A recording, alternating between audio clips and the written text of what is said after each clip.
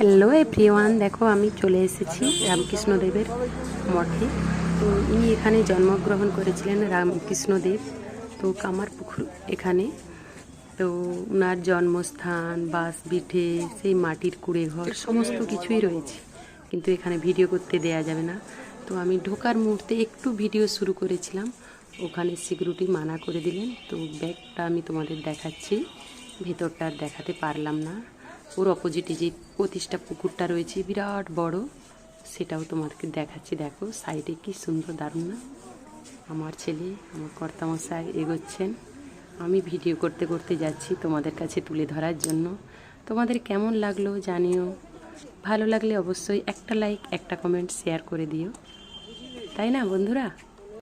এরপরে চলে গিয়েছিলাম, দেখো রামকৃষ্ণদেব ছোট্টবেলায় বাল্যকালে বন্ধু বান্ধবের সাথে যেই বিল্ডিং খেলতো, বিল্ডিং বলা ভুল হয়েছে, যে কুড়ে ঘরটার ভেতরে, তো সেখানে শিব সেজে বসে থাকতো, শিব ভক্ত হয়ে।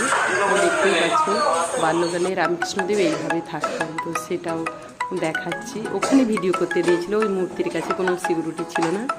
এরপর দেখো ওখানে একটা দোকান করেছে, এই যে এই ঘরটার ভেতরে, এটাই প্রবেশ নিষিদ্ধ।